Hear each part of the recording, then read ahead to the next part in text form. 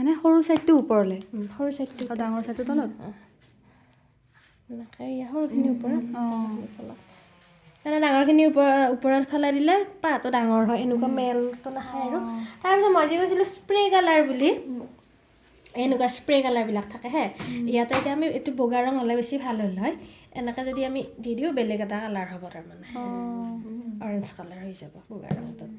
এই স্প্ৰে কালাৰকেইটাও ভাল ফুল বনাবলৈ তেতিয়াহ'লে অকল বগাটো দি বনালে বনাই পেলাই কালাৰ বাৰে বাৰে সলাই থাকিব নালাগে কিন্তু আকৌ হেৰি এইটো আকৌ এই অকল এইটো হেৰি দিব এতিয়া ধৰক কেকটোতে বেলেগ এটা ফুল বনালোঁ কেকটোৰ বুকুতে তেতিয়া আকৌ এইটো নোৱাৰি দিবলৈ গোটেই কেকটোত হৈ যাবনে ৰেড মিডিয়াম ৰেড দিওঁ নাই আন পাইছোঁ মই এইটো ইউজ নকৰোঁ ইমান এইটো নিদিলেও ভাল লাগিব নে আমাক দেখালে আৰু এই দেখুৱাৰ কাৰণে দি দিলোঁ তাৰমানে এইটো আকৌ বেলেগ একে খৰকৈ বনাইছোঁ তাৰমানে ৰ'জ দিলে তলৰটো ইয়াতে ক্ৰীম লগাই এনেকৈ চিজিল কৰিব নালাগে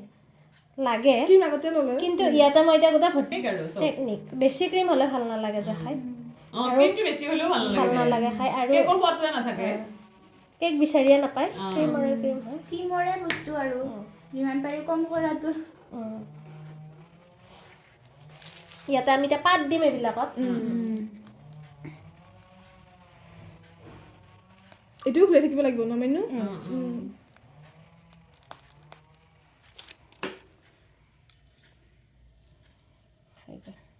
পাত দি এতিয়া কভাৰ কৰি দিম পাতৰো এতিয়া পাতৰটো তাৰমানে এই আৰু ডাব্লিউ দেই পেন কালাৰে ডাব্লিউ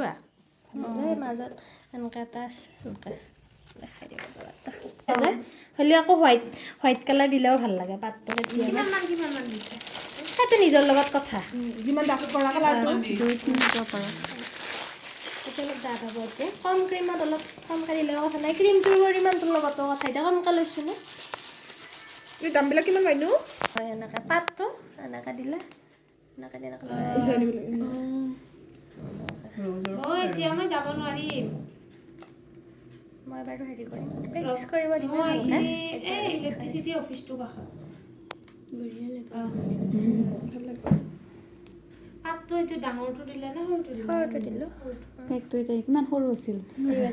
ডাঙৰ হৈ গ'ল মস্ত কেক হৈ গ'ল আৰু আৰু মই ভাবিছোঁ আধা কেজি কেক ইমান সৰু এতিয়া আৰু আধা কেজি বুলিয়ে ক'ব